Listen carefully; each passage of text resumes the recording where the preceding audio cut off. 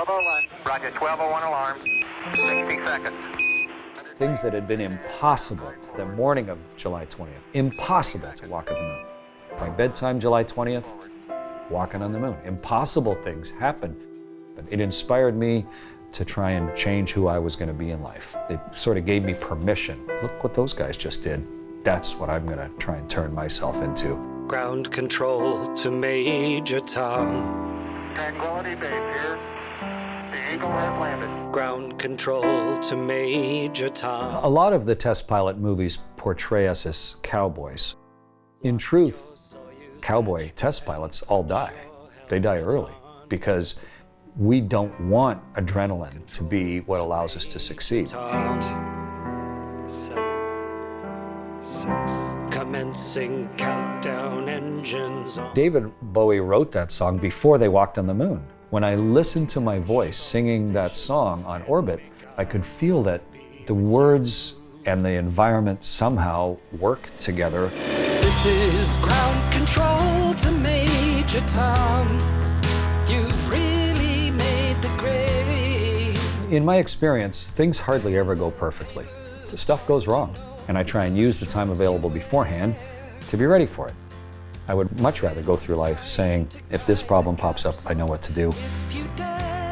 It's an amazingly focused 8 hours of your life to be out on a spacewalk, and what I consider perhaps to be the most magnificent time that I've ever spent in all the various things I've done in my life.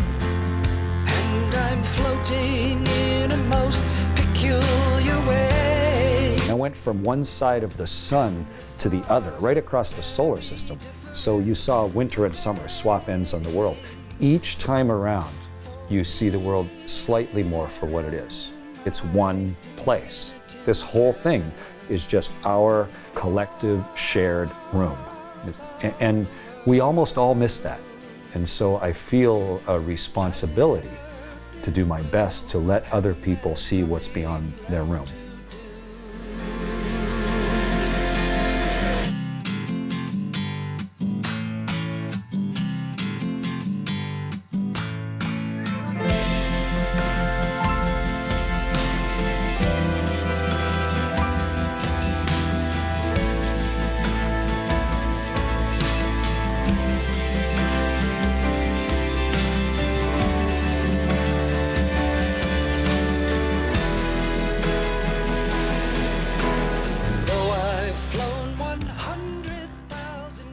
I have been dreaming of interviewing Mr. Chris Hadfield for the past 2 years.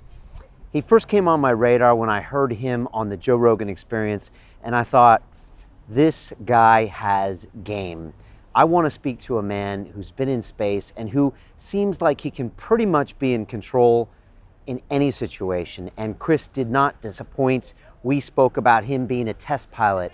We spoke about him and his multiple visits to space, what it takes to train to be an astronaut, his thoughts on the concept of preparing for failure. And we also talked about David Bowie, the late artist that inspired him so much. And I asked Chris, I said, what is it like to shoot a music video in space? And he was very kind to tell me what it was like and how many takes and how he never thought it would be a viral sensation. And I just really like being around Chris. And what really struck me most about him, he was so present during this conversation. He was on the edge of his seat, and every question I asked him, he thought about for a few seconds. And, you know, for a guy that probably does so much media, has been asked so many questions, he was just so genuine and so real with me. And, you know, that's what we do here. That's what we do at London Real. We have these long-form conversations where we actually listen to people and where you get to actually take a break from your life when things are probably all about you and listen to another human and maybe for a brief moment have a connection that probably is somehow spiritual in a way. And, you know, Chris is a guy who's been up there and looked down at the sphere of Earth, and he's gotten a perspective of, you know, when you're up there that high, you probably look down and say, you know what, we're actually all living together on this rock flying around the universe, and maybe we should learn to maybe get along, you know? And so it's a fascinating thing, and I asked him about it, and I think a lot of people that have been to space come back with that concept of, they just look at things a little differently from the rest of us, and I think there's a lot we can learn from Mr. Chris Hadfield, and a real honor to be around him, and I think we'll do it again next time he comes to London. So sit back and relax. You're about to blast off and really enjoy, I think, probably one of our greatest episodes here at London Real. A lot of you have been asking me, Brian, what is the story with this academy? Well, I'd say the academy is a secret society of the hardest core London Reelers from around the world. We are over 1,000 strong, and we get together to push each other, to achieve our goals, and to upgrade our peer group, and basically build better versions of ourselves. And it's something that I try to do every week, and you can probably see my progression on the show, and the way I carry myself, the way I dress, different things happening with our business. And we basically get other people to do the same, and they're all attracted by the message of London Real. And on the Academy, we engage, we have conversations, we have premium content, we have courses, we have meetups here at the studio in Shoreditch in London. We get together, we challenge each other. I push people. We're there. If we fall, we pick them back up, and we even give hugs too. And so that's what it's all about. But I put together a quick video to tell you more, and check it out.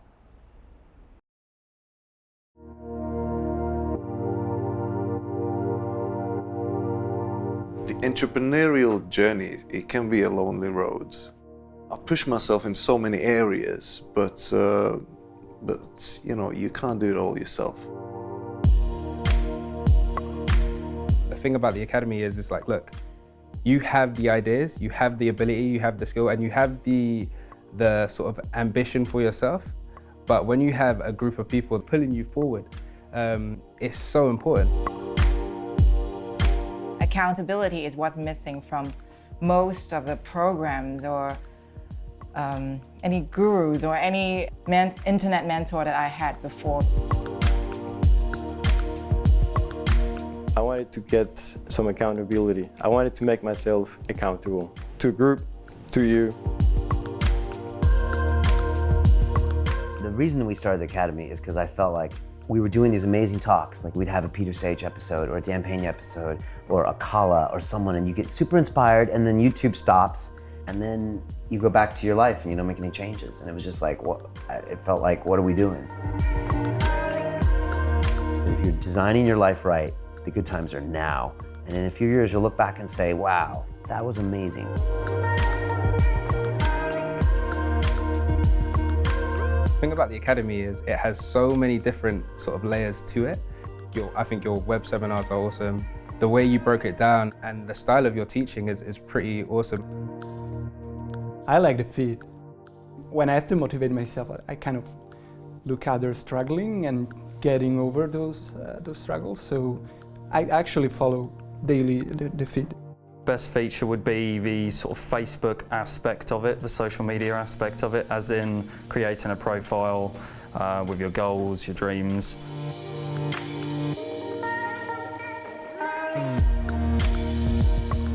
Everyone's on the same vibe, and we may be at different stages in our journeys, but everyone's on the same page at the end of the day. Everyone's really trying to push themselves and building the best you. It really resonates with me.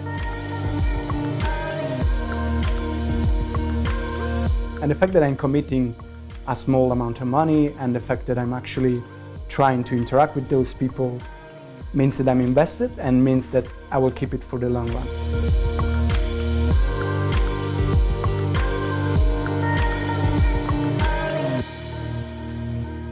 You have to be serious about yourself and what you want to achieve. And if you're serious about yourself, this is going to be such a fantastic platform.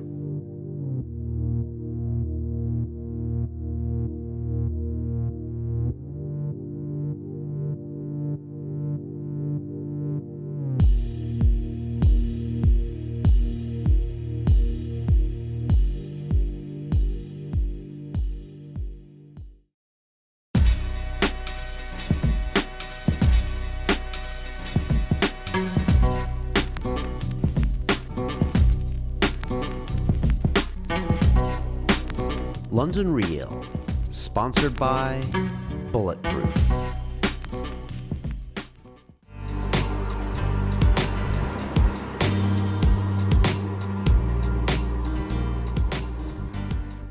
This is London Real. I am Brian Rose. My guest today is Commander Chris Hadfield, the retired Canadian astronaut who flew 2 space shuttle missions and served as commander of the International Space Station. You became a global celebrity by posting images of Earth via Twitter and later filmed a music video in space performing David Bowie's Space Odyssey, watched over 27 million times on YouTube. You are the author of the New York Times bestseller, An Astronaut's Guide to Life on Earth, an incredible book, one of my favorites. Commander Hadfield, welcome to London Real.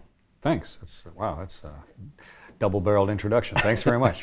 You're welcome. You know, I have a bit of a soft spot in my heart for you because I'm also trained as a mechanical engineer. MIT class of '93. My dad grew up on a farm in Arizona, and as I told you earlier, we had a '68 Mustang, or I did, and we used to play with it and kind of bond, and we always worked the problem, I felt. Maybe we're brothers. Yeah. Sounds very similar. We also used to both wrestle in high school, I found out.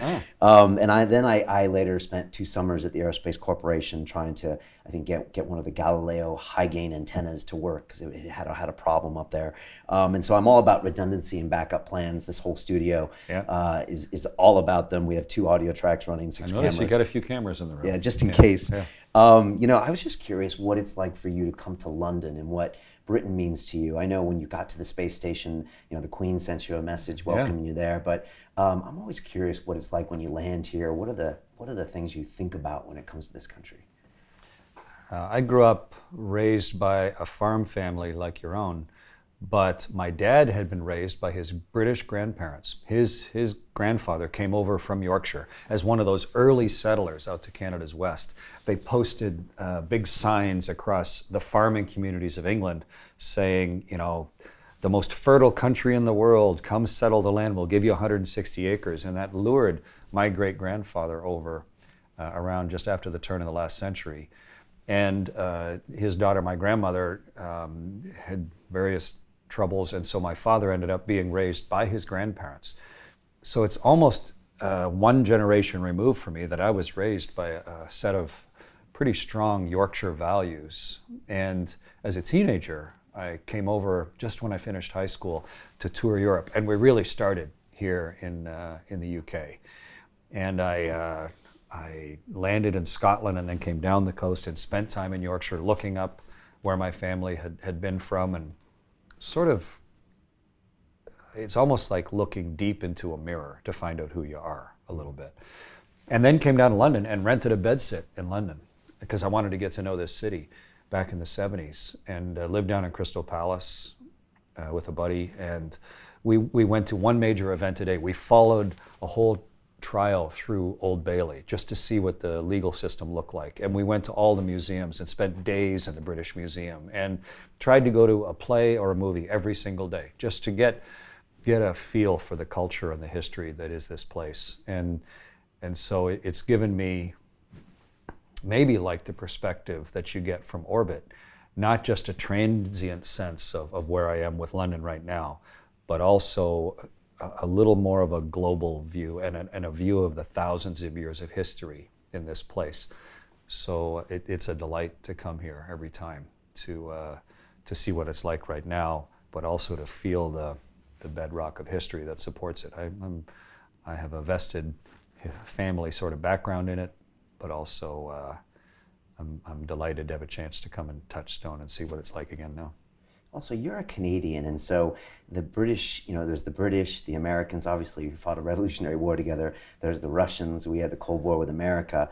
But you know, you can kind of come in and not be associated with one group or the other group. I know you're the commander at Star City as well for director at NASA there. How is that role where you can come in and not be completely British, not be American? You know, I've been the American in the room a lot of times, and it's a hard job. Right. Canada, of course, was granted nationhood. We didn't have a war of independence. We were a colony and a dominion, and it wasn't really till the First World War that Canada started asserting its own authority as a individual nation state. Up until then, we were basically at the beck and call and behest of what England and the UK decided. So it was a much more gentle, gradual formation of a set of values that is Canada today. So it's different. It's not England, it's not the United States, it's not Russia. It's the particular formation of the country that I'm from, and therefore the values that I internalized as normal growing up. But to me, it's a lovely position to be in philosophically as well as geographically. When I was NASA's director of operations in Russia, NASA and America, of course, saw me as a pretty near ally as a Canadian, but the Russians saw me, I speak Russian, they saw me as another northern country, not an American, and so they felt an alliance and an affinity and a trust that otherwise I might not have been granted. And of course, England and Canada have continued, we're still a monarchy, the Queen is on our money, and so we still have a very strong affinity and loyalty to what goes on here. But at the same time, we have the longest undefended border in the world with the US, and there's a huge parallel of existence between the two. And so for me to be able to branch those culturally and geographically, I like it. I like the position that it's put me into, especially when I'm in a very public position like commanding the International Space Station. I think it maybe gives me at least a different perspective than the other folks have brought to that role. Do you miss Russia? I know you said that you looked at that country differently when you knew the language, and so then you said being there and knowing the language is just, it's completely different than just saying not. And I know you had lots of great memories bonding with a lot of the astronauts there in your book. But yeah. I think to walk into a big, culturally complete and distinct place where you don't have any of the references, where you don't speak the language, it's kind of overwhelming and a little bit baffling. To walk into Manhattan with not a word of English, it's a pretty daunting place to see it, and you don't get a lot out of it. I think you get sort of steamrolled just by the self-assured inertia of the place. And Moscow's the same. You walk into Moscow without any word of Russian language, and you are pigeonholed into being a non-Russian speaking foreigner, and then you only get to stay in very certain places and you only get to see certain things, and you miss most of what is really special about Moscow and about Russia. How do you absorb the true sense of history of that place, the 1,000-year roots of the city and the soul that created it, the imperfect soul that creates so many of the great human institutions. And I think with every word of Russian that you learn and an increased ability to communicate directly with the people you're talking to, but also then maybe to understand what the signs are all saying and what the explanations are all about. And then, of course, sort of the confidence to be able to drill deeper into Moscow, to go to things that otherwise you wouldn't even have known were going on. You're not just Red Square, the Kremlin, the Bolshoi, and I'm out of here, and wow, that was a nice trip. But instead, you go to the things that Russians are going to, and you start to understand just how deep the soul of the place is. And I'm by no means any expert, but at least by spending a bunch of my life studying the language, it allowed me a ticket in to understand the place better than I would have otherwise. I follow you on Twitter, and I think you can learn a lot about someone from their social media. Forbes magazine called you the most social media savvy astronaut ever to leave Earth. And you posted something a few weeks ago, and you said, "Good morning, Earth. This is where we all live together. Do something kind for a stranger today. It's contagious." And I watched a really short documentary called The Overview Effect, and it talked about people such as you that had seen the Earth from space. And one of the themes of the short film was that the original moon mission to the moon, the goal was the moon, but one of the great accomplishments was just seeing Earth from there. And and when I see you post things like that, I wonder what it's like for you. I know you spent 166 days in space, and just to continually look down on that piece, how does it change you?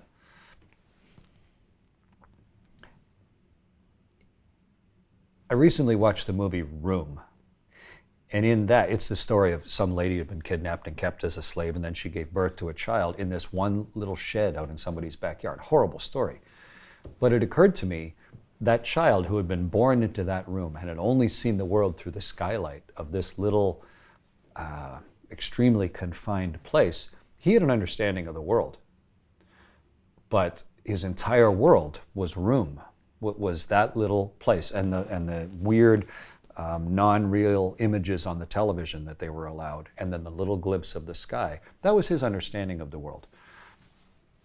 And in reality, all of us live like that. It's just our room may be slightly bigger, or maybe the skylight with which we see the sky is slightly bigger.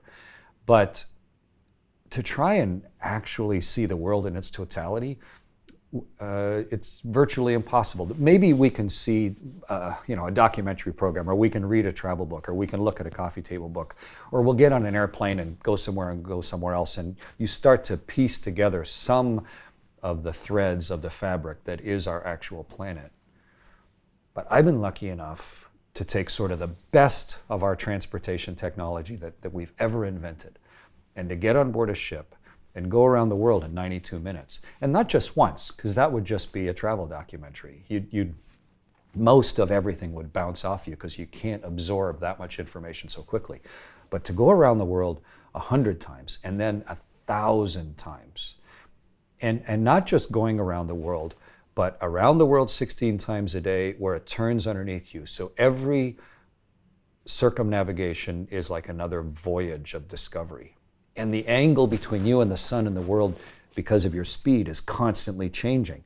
And the seasons are changing. I went from one side of the sun to the other, right across the solar system while I was on the space station, right around it. So you saw winter and summer swap ends on the world. And so each time around, you see the world slightly more for what it is, more clearly.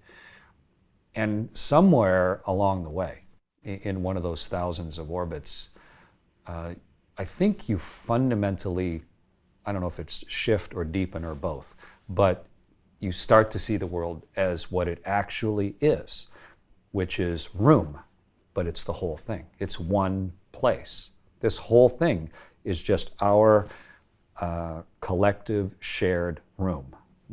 And we almost all miss that because we're just only able to absorb the confines of the part of it that we're raised with. But I feel hugely privileged to have, without anybody telling me what to think, and without any filters in the way, to actually have seen the whole world over and over and over again until it seeped into me permanently. And it doesn't necessarily give me any outlandish insight or any outlandish imperative to change the world, but I think it does give me a perspective that I feel compelled to try and share, to try and let as many other people. I was there on behalf of a lot of people. It took a lot of lucre to build that rocket ship and accelerate my body to 8 kilometers a second and let me stay there.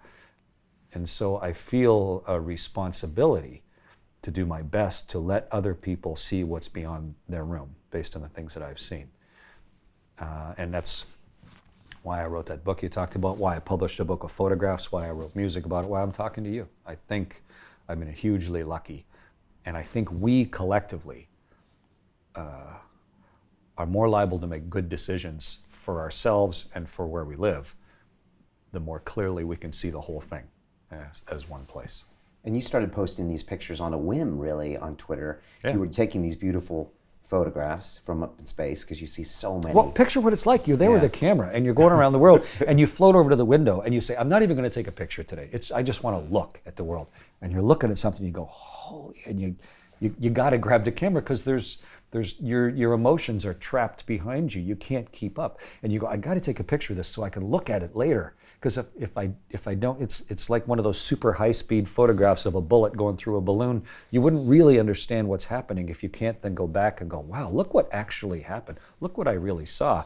And so you take these pictures, and now you pull the little chip out of the camera, you put it in your zippered up pocket so it doesn't float away. You stick another chip in the camera, and by the end of the day, you've kind of got a whole bunch of those chips. You got like the whole world in your pocket waiting for you to truly look at it. And you go into your quarters and you plug in those little memory chips and you upload them so that NASA can download them during the night.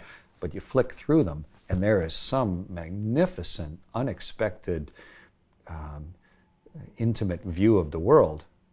And now what do you do with that? I mean, you just let yourself go, oh, that's pretty? Or do you go, wow, I learned a lot from that? Or holy cow, look, this is what it really looks like. And the beauty now of the space station and social media is that I could just go and honestly write. And the beauty of Twitter is it's so short, you have to be honest. Just write what I was thinking and hit send. And then just turn it loose to anybody who might also be curious about the world. And it was amazing, delightful to see the reaction, to see how many people, millions by the time we landed, who were also delighting in what that technological invention allows us to see about ourselves. And were they getting a bit of that overview effect subtly, subconsciously, like, oh, wait a second, slow down a little bit. Wow, okay, that's all of us. We're all together. Hopefully as we get older, we all get a little bit of the overview effect. The causal nature of things, the interconnected nature of things. Hopefully we're all students of the human condition, whether we mean to be or not. And as we get a little older, we gain a little perspective. And all the overview effect, and the overview effect is not something invented by astronauts, and not everybody necessarily feels what they mean by that the same way. I think what we're truly getting at is a collective understanding of where we are and what it means. And the where we are is the part that we can share the best. What it means is an individual choice. But the more people you meet, the more you understand what battles people are fighting, the more you see the commonality of the human experience itself, I think the more clearly you start to perhaps understand what could be called the overview effect. We just sort of get force-fed it as an astronaut. It's an overview effect in a fire hose. But then the real question, of course, is if you do feel that maybe something has enlightened you a little bit, or if you've had a thought that most people have not, do you just have a secret smile, or do you try and maybe share it with someone you love, or write it down, or take a picture, or with social media, say, hey, here's something really intriguing I thought about. Anybody else ever thought of it this way? And I think shared understanding is what empowers us more than anything. And I'm guessing it took the space station to get you there, and I'm guessing it took weeks for it to kind of soak in, because I'm guessing that on the space shuttle there was too much to do, not enough time to soak it in. As you mentioned at the outset, I flew on the space shuttle twice. Once to go help build the Russian space station Mir, and then on my second flight to go help build the International Space Station and do spacewalks. But on my third flight, this wasn't just a week or two on board the space shuttle. This was launch as the pilot or the Bort engineer of the Soyuz, and then stay in space for almost half a year. It's a very different experience. It's the difference between having a cabbie take you through a city and then moving there with all your luggage and getting mail and postal code and all that, and staying there for 5 months and then leaving. It's the same place, you're the same person, but what you come away with is probably significantly different. And it's not to belittle those initial shuttle flights. They were magnificent and hugely instructive to me. But I count myself hugely lucky to, at the end of all that, to have had a chance to go live off the planet for 5 months, to be asked to command the spaceship. So that level of seriousness and responsibility, but also just the richness of what comes along with that experience itself. You talked about the spacewalk, and it was strange for me to hear that getting up and out of that craft was such a completely different experience than looking out of a window in that craft. It makes sense when you explain it, but I hadn't actually thought of it. Yeah. And I know you had that amazing experience, well, in retrospect, about going blind when you were out there and the tearing up, and I'd love to hear more about that. And I know you also have a fear of heights, and I was wondering how that all combines when you're out there hanging outside of the space station, and what that experience is like. There are a few different ways to experience some things. Some are just through your imagination, right? You can read a book about flying an airplane, and you sort of have some understanding of what it's like to fly an airplane.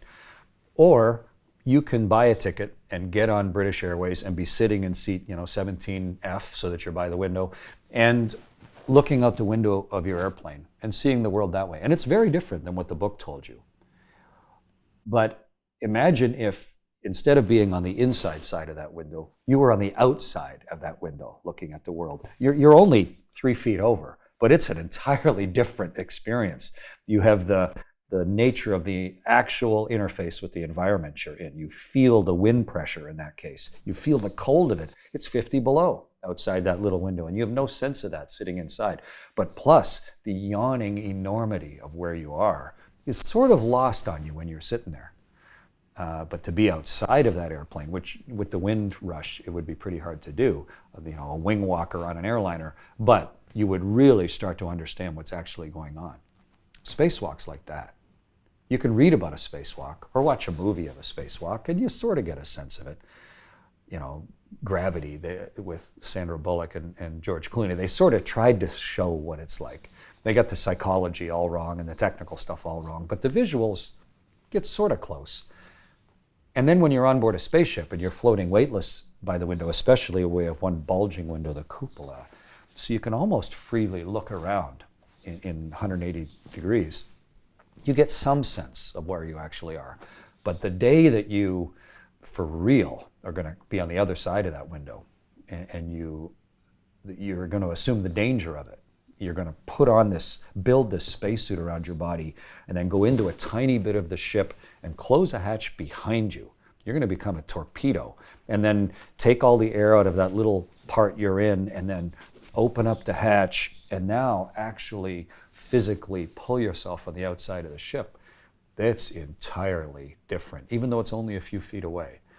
And even though suddenly, you're a trained astronaut, so even though you're trained, you know to manage your adrenaline levels more than anyone else. And you're hugely ready for it. Hundreds of times you practice this underwater, everything, right? I spent my whole life visualizing it, dreaming about it, talking to guys who've done it, and then training and virtual reality training underwater. But suddenly, the part of your body that's in the sun is plus 150 Celsius, and you feel the searing heat of that. And the part of you that's in the shade is minus 140 Celsius. And so when your legs touch the fabric of the inflated suit, it's like growing up on a farm with super cold metal on a stovepipe, and you don't want to let it touch your skin because it's so searingly cold. And you feel the environment that you're in, and there's a complete silence to it because we dropped the pressure in the suit down to less than a third of an atmosphere, 4.2 psi. So the sound doesn't even conduct as well. So it's whisper quiet in there, and the world is silently.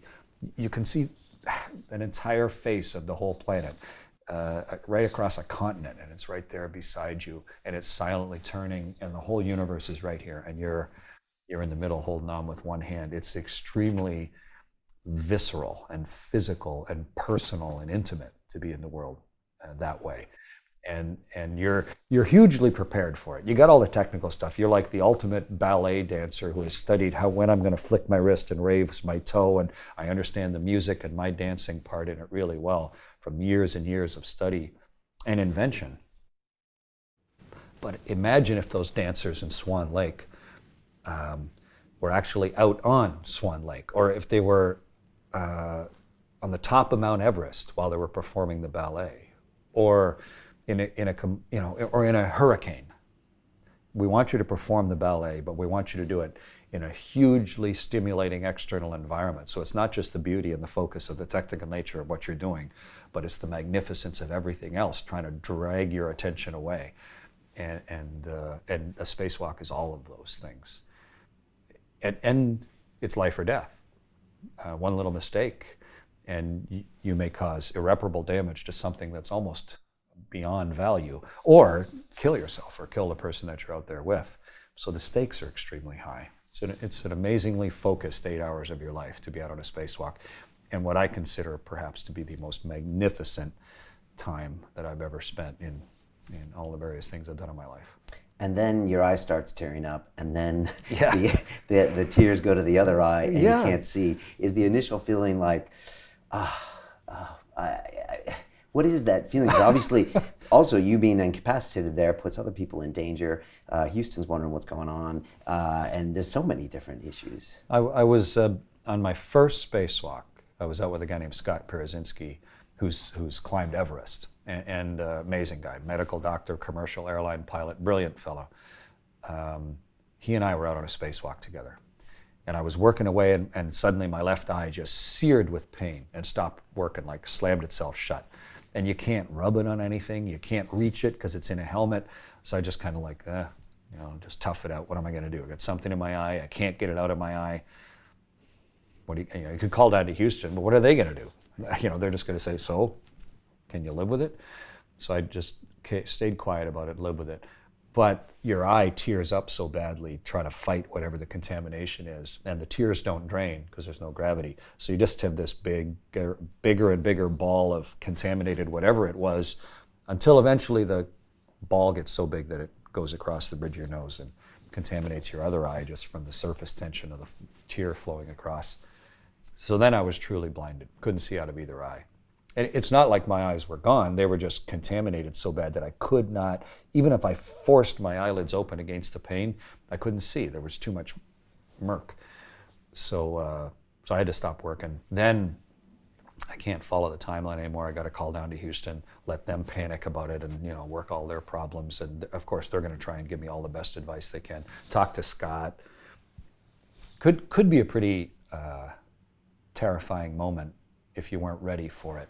But Scott and I had gone through all the various training, all of the visualization we could think of. And while he and I had been underwater in the pool at Houston, Texas at the Johnson Space Center so many times, 400 hours, I think, underwater. I mean, divide that by 24. That's a lot of days underwater. One of the many thousands of things we'd practice was, what if one of us gets incapacitated? What if you get the bends? Or you have a heart attack, or your comm system quits, or you have a horrible cramp, or whatever. You punch a little hole in your suit. What if one of us gets incapacitated? How are we going to react? And so you practice, we call it incapacitated crew rescue. You practice being able to hustle over, getting the person, working with their various tethers and link-ups, and then bringing them like a Macy's Day Parade float, and bringing them back and then stuffing them into the airlock, which is not that easy because it's a small round hole, and try to squeeze the person in and then crawling in with them and getting them hooked up to the ship's oxygen and cooling communications so that they can stay alive. We practice that. And our trainers would sometimes, they'd come on the private loop and say, okay, pretend you just passed out. So that the other person had to even go, hey, Chris, how you doing? Chris, can you hear me? And then having to follow all the reactions to make it as realistic as possible. So when I was actually blinded, it wasn't so bad. It's like I can still talk and hear, and Scott and I are discussing, and I'm still holding on. I just can't see. And it's not going to be that hard to get me back into the airlock if that's the only thing we could think of. But we popped open the vent on the side of my helmet, and we let my oxygen squirt out into the universe, fed by the tank on my back, so that it would hopefully dilute and clear my eyes as quick as possible. And from the time I first started having problems until I was back to work was about a half hour. But by the end of it, my eyes were stinging, and I couldn't see great, but I could see well enough. Whatever it was had diluted and evaporated off my eyes. I stopped squirting my oxygen out to the universe, which was a nice valve to close, and then got back to work. And if anything, it just made the first spacewalk more interesting. We got everything done. The rest of the spacewalk wasn't easy either. This was just, well, things aren't going to go right. Things are going to go wrong. We're going to have to face up. There were lots of little things, procedural, mechanical forces, torques, things that didn't go exactly as planned either. But by the end of it, when we finally, Scott got in, I got in, closed up the hatch, started to repressurize the airlock, it wasn't like the only thing we were talking about was the fact that I'd been blind for a while. It was, wow, that was a huge endeavor, a huge piece to try and bite off and chew up. And we'd succeeded and got everything done, and we're getting ready then for our next spacewalk to go finish everything up a couple days hence. Pretty amazing day in the life. One of your mantras is prepare for failure, yeah. Which is pretty much the entire mantra of NASA and astronauts, right? That's what you do more so than anyone has a comprehension of. I think the movie Apollo 13 did a bit of justice to that, because I think you got to see, the preparation, and I think you got to see some of the teamwork, and we can talk about that a little bit later, but you prepare for failure. You make redundancies upon redundancies upon redundancies. Sure. You train yourself. That's really what an astronaut's about, right? Well, in my experience, things hardly ever go perfectly, even if you want them to. Stuff goes wrong. That's just life. You know, stuff goes wrong. You're trying to make it to a meeting and there's traffic, or you have a flat tire. The odds are pretty high that you're going to have a flat tire, or you're going to get stuck in traffic, or something. But we call that going wrong. I think it's sort of just going normal. You know, I don't know why we call it wrong. So, but reality is, how do you prepare for the things that are liable to go wrong? That's what life kind of is when things happen, how ready were you to deal with them? Or did they just derail your plans and what you were hoping to do with your life? And it can be as simple as, okay, if you get a flat tire, do you actually know how to change a tire? Have you checked the spare tire in your car? Do you have that weird little funny locking thing that undoes the locking hub that kept someone from stealing your tire or not? Or is it in the glove box, or is it something you lost years ago? And did you have the jack and the mechanical skill, or do you have some automobile association, or what plans do you have? And it's not like you need to invest a huge amount of your life getting ready for that. One time you can say, at some point in my life, I'm going to have a flat tire with this car. Let's just take the next 5 minutes and go make sure I got everything I need, and go through, open up the boot, the trunk, have a look, figure it out, yep, I can do this, I can do it. Geez, I don't have a jack. Okay, I need to get a jack. Get the jack. And then for the rest of the time you're driving your car, you can go, I don't want to have a flat tire, but I might someday. If I do, I got everything I need, I know how to do it, fine. And then move on to the next thing. And I sort of treat everything in my life as that potential flat tire, and I try and use the time available beforehand to be ready for it. And to me then, I'm not driving through life going, man, I hope I don't have a flat tire because I have no idea what to do, which I think just gives you an ulcer. I would much rather go through life saying, if this problem pops up, I know what to do. And when I think of some other problem that might pop up, I'm going to spend the time I got to get ready for that. And I think you appreciate life more then. You're not just driving through life all tensed up and nervous at the things that you don't know what to do. And you have sort of a calm and a confidence, so that then you notice the nuance of what's happening around you. I prefer life that way. And it's really good on a spaceship on the day that you're blinded by your spacesuit. Yeah. It's really good on a spaceship. You know, you're a musician. You're a very accomplished musician. And I just watched your latest video on your YouTube channel. It's fantastic. Thanks. And I remember watching a documentary with Jack White of the White Stripes. Yep. And he said that... I play one of his songs. I love that. Oh, you do? Yeah. Which one? We played it in the band. I forget the name right now. We'll come back to you. In the documentary, he says, sometimes I like to stick the keyboard, 2 steps further than I had planned to keep it, because I know that when I have to run over there, I'm going to miss a beat, and it's not going to be what I planned, and so something creative happens. And so it's funny, when I went to MIT, there's no music department, there's no art department, and it's kind of like you're an engineer, and the other people down the road are at Harvard or these other places. And so you being a musician and being creative, and probably a lot of musicians that are in the flow. I'm guessing your average musician probably isn't prepared for failure. But when you're in your creativity piece as a musician, do you ever think, maybe it's better if I didn't have that contingency plan, because I might find something creative happening? Oh, I don't think the habit of being prepared changes your process of creation or creativity or invention. Or the fact that if things don't fit somehow within the scope of what you're prepared for, that now suddenly you're flummoxed and out of luck if it doesn't go somewhere within that. I think instead, just like the keyboardist in the White Stripes, it's like, I know when I get to that keyboard, I can do all sorts of different things because I practiced and I know all the chords and I know how to work all the various modulations on this thing. And if I get over to it 2 beats late, then we're going to create this music in a way nobody ever has before. And to me, that's the best part of music. The live music is never going right. It's always a recovery. It's like flying an airplane. You're never perfectly straight and level. All you're ever really doing is recovering to get back towards straight and level from what reality dealt you. And music is that way too.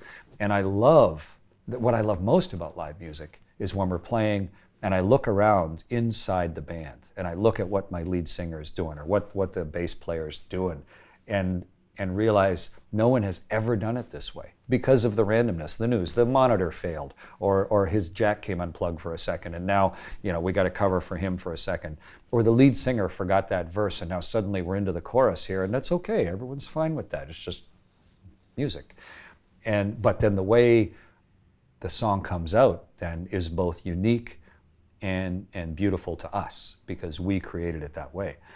And you don't have to necessarily move your keyboard an extra couple feet over to make that happen. I think life is the music that you're playing, which is the result of how you've learned to play your particular instrument, but then reacting to what actually occurred, and to take great pleasure and joy in the music that results, I think is the whole point of it. Understood. July 16th, 1969, my brother was born. Oh, really? Yeah. Wow, how about that? Did they call him like Apollo or Neil? Or he had like a knit piece of the Apollo 11 going. Nice. And on July 20th, my parents drove home from the hospital and they were in the garage listening to the landing on the radio. Wow. And they stayed in the car because they knew to warm up the TV would have taken time. And so they listened to it in the garage. Yeah. And you were 9 years old watching that on television. Yeah. A kid in Canada with no real obvious chance of ever being an astronaut. The opposite of a chance, really. Yeah, summertime, July, a lot of Canadians try and take advantage of the warm weather, have some little cabin somewhere that we go to traditionally. I was at my parents' cottage, no television, but one of the neighbors had a television. So everybody in this little tiny community, we all went over to the neighbors. You couldn't have had more people in that living room. And we're all sort of looking at this little tiny black and white TV with the bunny ears, because there sure isn't any cable or anything on this island. And so this almost deliberately murky image of what's happening.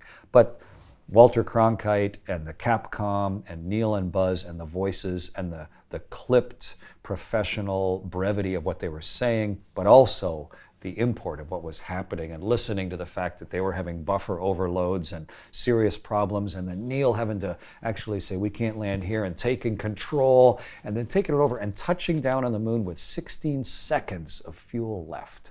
16 seconds. It took me longer to describe it than he had fuel left to do it. Touchdown, Tranquility Base, here the Eagle has landed. And that affected billions of people.